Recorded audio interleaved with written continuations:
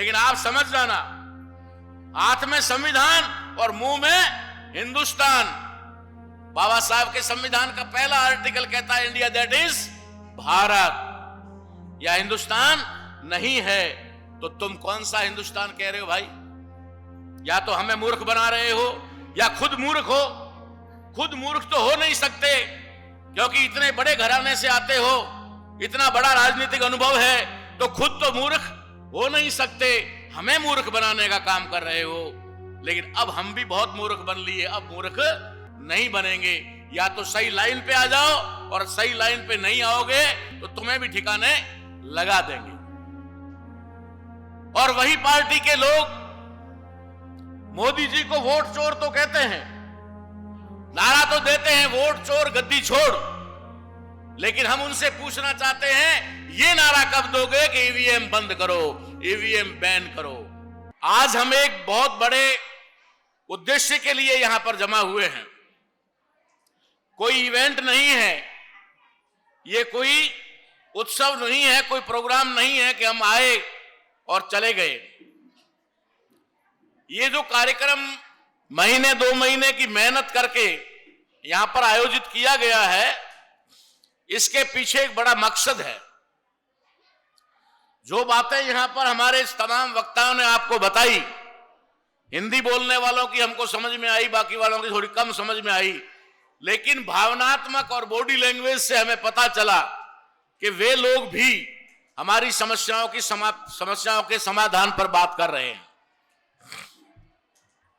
तो मैं आपसे बात करूंगा संगठन के बारे में, क्योंकि हम लोग लड़ाई तो लड़ते हैं लेकिन जीत नहीं पाते।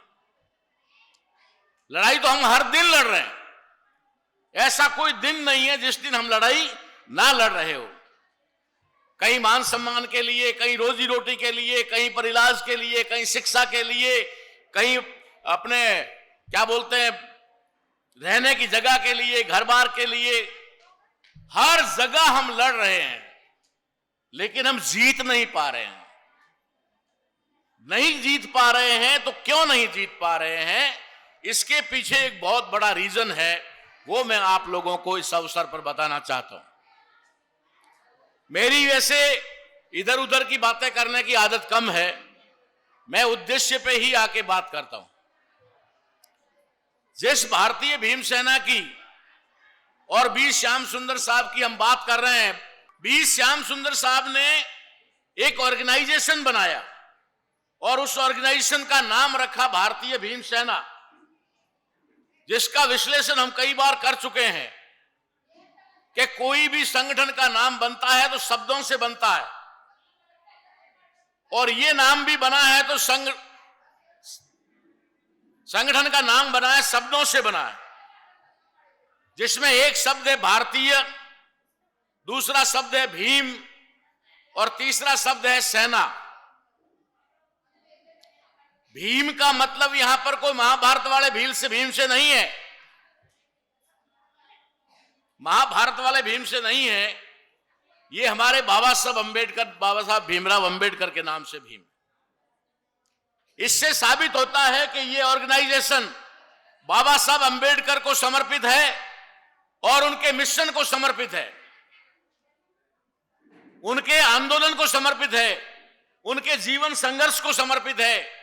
इसलिए इस ऑर्गेनाइजेशन के नाम में भीम शब्द डाला गया। पहला शब्द है भारतीय। भारतीय, भारतीय का सीधा मतलब है इस देश के इंडिजीनियस, पहले भी कह चुका हूं, दोबारा रिपीट कर रहा हूं। और उसमें यह अधिवेशन महिलाओं से संबंधित है, और महिलाओं के लिए जानना और समझना और समझ करके गर्व करना, यह महत्वपूर्ण बात है। भारत में रहने वाली प्रत्येक महिला भारत की इंडिजीनियस है, भारतीय है, भारत की मूल निवासी है, मूल भारतीय है। भारत में रहने वाला प्रत्येक पुरुष भारतीय नहीं है, ये जानकारी आपको है? भारत में रहने वाला प्रत्येक पुरुष, प्रत्येक आदमी, प्रत्येक मैन भारतीय मूल का नहीं है। उसमें 2-3% विदेशी है, लेकिन भारतीय महिलाओं में सोनिया जी को छोड़कर एक भी विदेशी नहीं है। चाहे वो उन विदेशियों के घरों में, चाहे उन ब्राह्मण बनियों के घरों में, वो महिलाएं भी हमारी है, भारतीय मूल की है, हमारी बहनें हैं, हमारी बेटियां हैं, हमारी माताएं हैं। ये आप लोगों के लिए जानकर गर्व करने वाली बात है। इस देश के ऊपर अगर पुरुष और स्त्री की गिनती में देखा जाए तो सबसे ज्यादा अधिकार महिलाओं का है। और ये देश पर ही लागू नहीं होता, ये घर पर भी लागू होता है।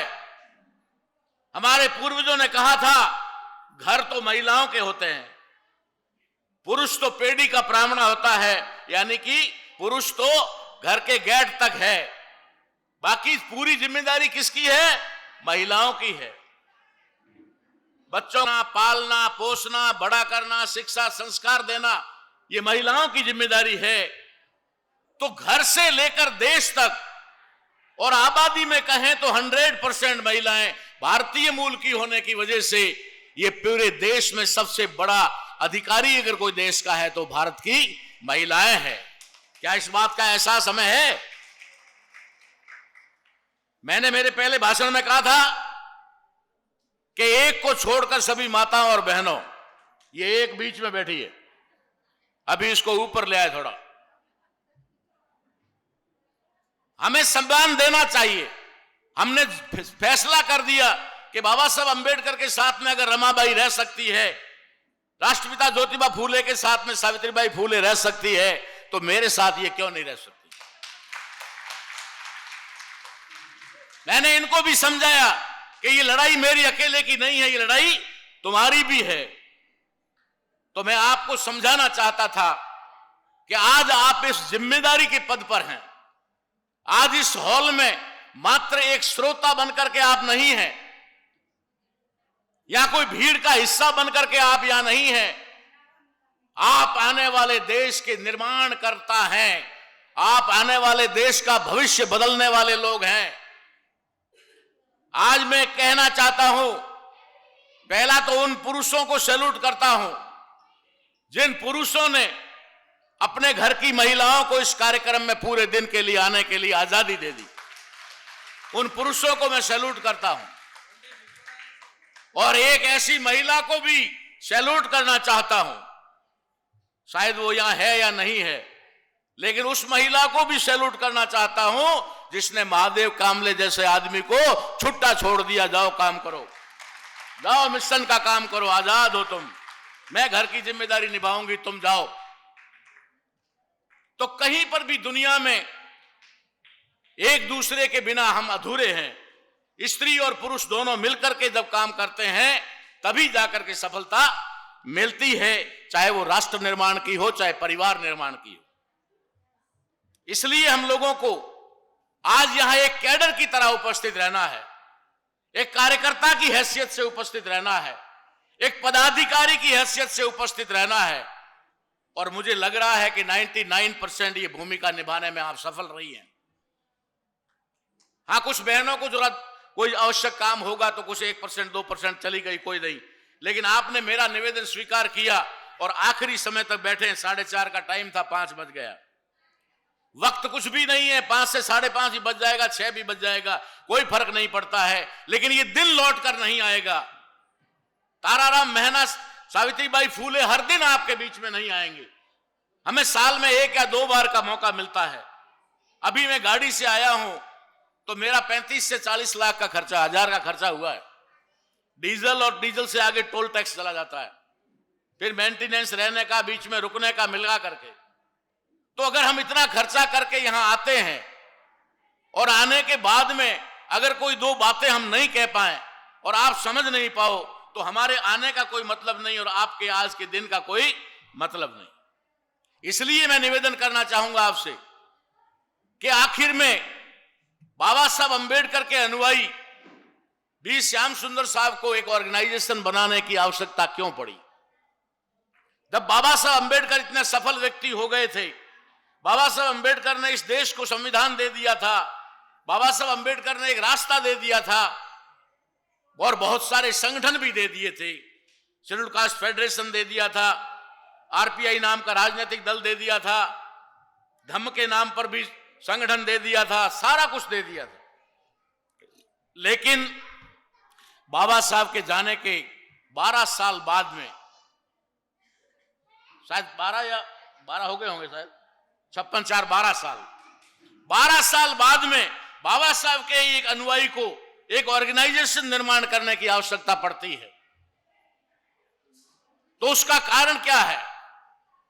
उसका कारण यह है कि हमारे उन महापुरुषों ने, बाबा साहब अंबेडकर, कांसीराम जी, टीके खापर्डे साहब हो, तीना भानाजी हो, बी श्याम सुंदर साहब जैसे लोगों ने उस समय ऑर्गेनाइजेशन अगर बनाए तो उस ऑर्गेनाइजेशन को बनाने के पीछे उनका मकसद था, उद्देश्य था, लोगों को ऑर्गेनाइज करना। क्या था? लोगों को ऑर्गेनाइज करना, यानी लोगों को संगठित करना, लोगों को जोड़ना। उनका उद्देश्य क्या था? लोगों को संगठित करना। लेकिन आज भी श्याम सुंदर साहब हो, चाहे कांसीराम साहब हो, खापर्डे साहब हो, चाहे बाबा साहब अंबेडकर हो, ज्योतिबा फूले हो, साहू महाराज हो, उन सभी के अनुयायियों ने ऑर्गेनाइज होने की बजाय ऑर्गेनाइजेशन बनाने का काम शुरू कर दिया। ये बात तो आप स्वीकार करेंगे, मैं खुद स्वीकार करता हूं।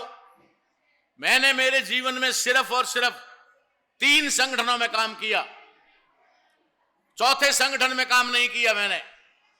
पहला संगठन जब मैं आइडियोलॉजी में नहीं था, विचारधारा में नहीं था, बाबा साहब के बारे में नहीं जानता था, तो एक जातीय संगठन का सदस्य था। जब मुझे ये आइडियोलॉजी बाबा साहब की मिली, ज्योतिबा फूले पेरियार की विचारधारा मिली, तो मैं बामसेप में ज्वाइन हुआ। और बामसेप में ज्वाइन होने के बाद बामसेप और उसकी विंग राष्ट्रीय मूल निवासी संघ के साथ में आज कम से कम 27 साल से लगातार काम कर रहा हूं। मैंने इधर या उधर नहीं देखा, मैंने कोई नया संगठन नहीं बनाया। और अगर ये संगठन अगर महादेव कामले या आप में से कोई बनाता तो मैं इस संगठन में नहीं आता, मैं इस संगठन का अध्यक्ष तो क्या, सदस्य भी नहीं बनता। क्योंकि मैं समझता हूं कि नए नए ऑर्गेनाइजेशन बनाने से हम लोग संगठित होने की बजाय विभाजित हो रहे हैं, हम लोग बंट रहे हैं, टुकड़ों में बंट रहे हैं। जितने ज्यादा संगठन होंगे उतने ही ज्यादा हमारे टुकड़े होंगे, उतने ही ज्यादा नेता होंगे, उतने ही ज्यादा उनके अलग अलग फॉलोवर होंगे। फॉलोवर बंट जाएंगे, नेता चौड़े होकर के हमारी तरह आ जाएंगे और वे अपने ऑर्गेनाइजेशन की बात करेंगे, दूसरे ऑर्गेनाइजेशन की बात नहीं करेंगे। अगर हम अपने ऑर्गेनाइजेशन की बात करेंगे, दूसरे की नहीं करेंगे, तो हमारा जुड़ाव कैसे होगा, हमारा भाईचारा कैसे बढ़ेगा, हम संगठित कैसे होंगे? और जब तक हम संगठित नहीं होंगे हमारी समस्याओं का समाधान होने वाला नहीं है।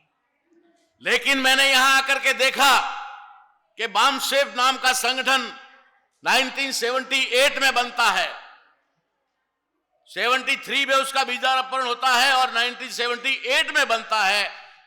और भारतीय भीमसेना उससे 10 साल पहले यानी कि 68 में बनती है।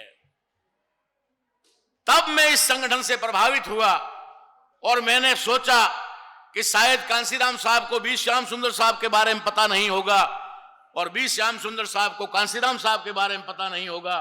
अगर उन दोनों को आपस में पता होता, जैसे हम और महादेव कामले मिले हैं, वैसे ही अगर कांसीराम साहब और बी श्याम सुंदर साहब मिलते तो आज भारतीय भीमसेना पूरे भारत का एक ऑर्गेनाइजेशन होता और बामसेप संगठन बनाने की आवश्यकता नहीं पड़ती, जरूरत ही नहीं पड़ती। मगर मामला था फासले का, मामला था भाषाओं का, जिसकी वजह से कांसीराम साहब के और बी श्याम सुंदर साहब के बाद में जो है नजदीकी नहीं हुई या मिलन नहीं हुआ। तो इसलिए मैंने इस ऑर्गेनाइजेशन को अपनाया और अपनाया ही नहीं, इस ऑर्गेनाइजेशन को पूरे भारत में पहुंचाने का जिम्मा लिया, बीड़ा उठाया और लगभग 22 राज्यों में इसको पहुंचा चुका। 22 राज्यों में आज भारतीय भीमसेना और उनके निर्माता बी श्याम सुंदर साहब को लोग जानते हैं। हमने एक नेशनल प्लेटफॉर्म दिया, नेशनल प्लेटफॉर्म पर बी श्याम सुंदर साहब को स्थान दिया और उनके संगठन को पहचान, आइडेंटिटी बनाई। इसका उद्देश्य हमारा यह था कि अगर मूल निवासी और मूल भारतीय एक है तो ये ऑर्गेनाइजेशन एक क्यों नहीं हो सकते। इनको भी एक होना चाहिए, एक प्लेटफॉर्म पे आना चाहिए। अगर हमारा उद्देश्य एक है, हमारी विचारधारा एक है, हमारे महापुरुष एक है और हमारा उद्देश्य एक है संविधान को बचाना, तो फिर अलग अलग रहने से क्या मतलब।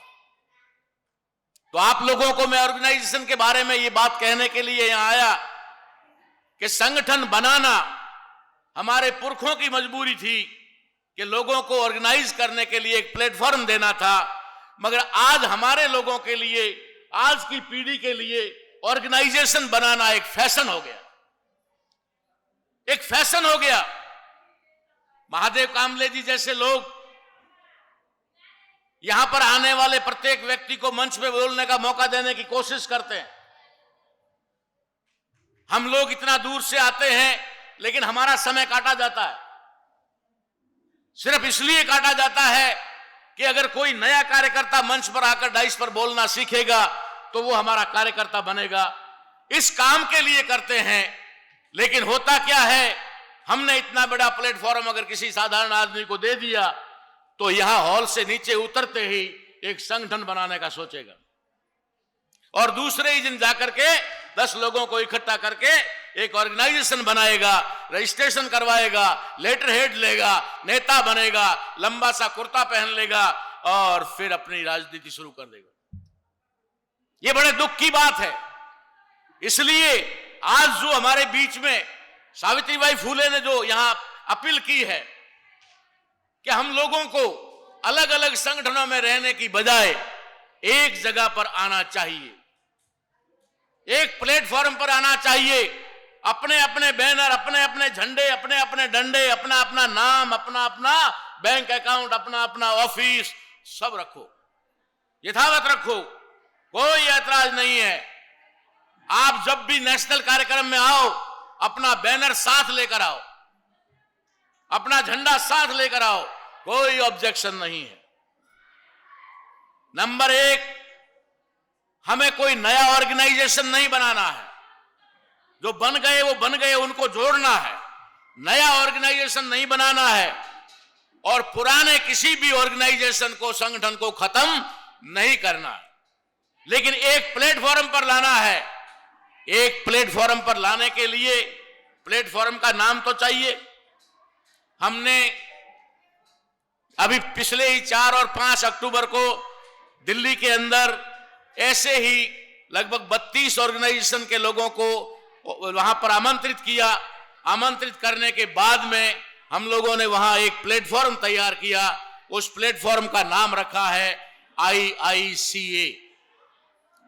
IICA का फुल फॉर्म है Indian indigenous constitutionalist alliance. Indian indigenous यानी मूल भारतीय, आ गया समझ में, मूल भारतीय।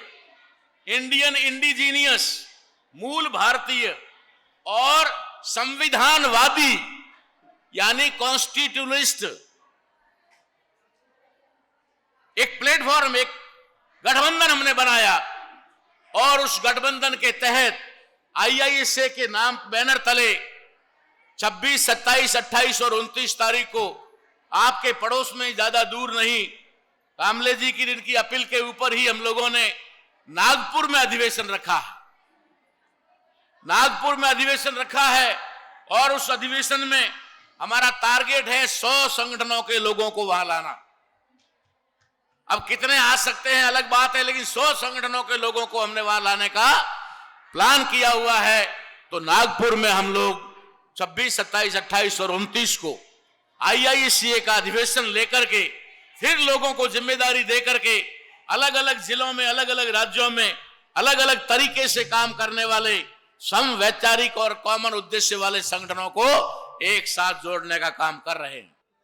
अभी बात आपके सामने कही गई कि बाबा साहब अंबेडकर ने संविधान में हमें सबसे बड़ी ताकत अगर कुछ दी तो वो वोट की ताकत दी, और वोट की ताकत पर हम ऐसे लोगों को उखाड़ कर फेंक सकते हैं जो लोग देश और जनता के विरोध में काम करते हैं, जो लोग हमारे खिलाफ हमारे अधिकारों को खत्म करने का काम करते हैं। हम वोट की ताकत से उन्हें बाहर कर सकते हैं।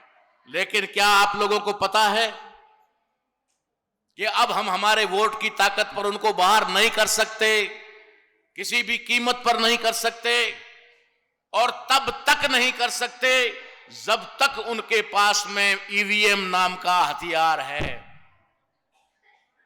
EVM, voting machine, electronic voting machine जब तक उनके पास में है, तुम वोट चाहे किधर भी डाल दो, तुम्हें उन्हें हरा नहीं सकते, क्योंकि तुम्हारा वोट बटन कहीं भी दबेगा, वोट सिर्फ और सिर्फ कमल को जाएगा, वोट सिर्फ बीजेपी को जाएगा। जैसे बीजेपी से पहले कांग्रेस को जाता था, बीजेपी से पहले कांग्रेस को जाता था। मनमोहन सिंह जी 2 बार प्रधानमंत्री बने, ईवीएम की मेहरबानी से बने, और मोदी जी 3री बार बने, ईवीएम की मेहरबानी से बने।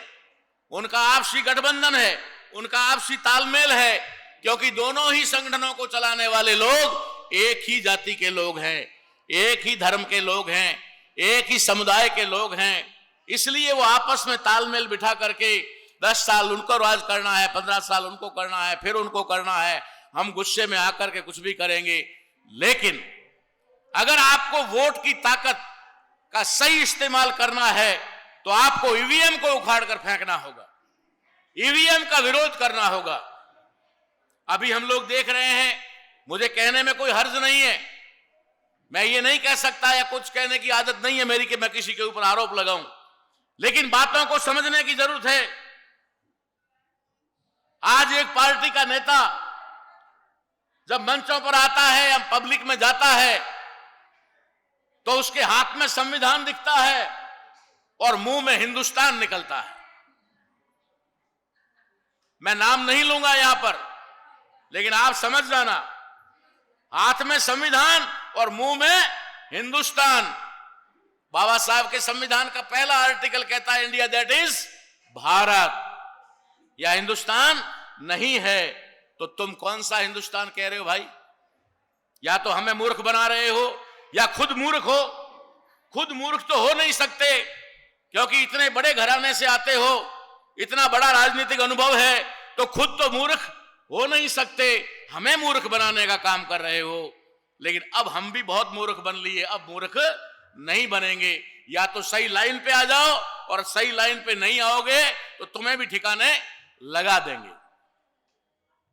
और वही पार्टी के लोग मोदी जी को वोट चोर तो कहते हैं, नारा तो देते हैं वोट चोर गद्दी छोड़, लेकिन हम उनसे पूछना चाहते हैं ये नारा कब दोगे कि ईवीएम बंद करो, ईवीएम बैन करो?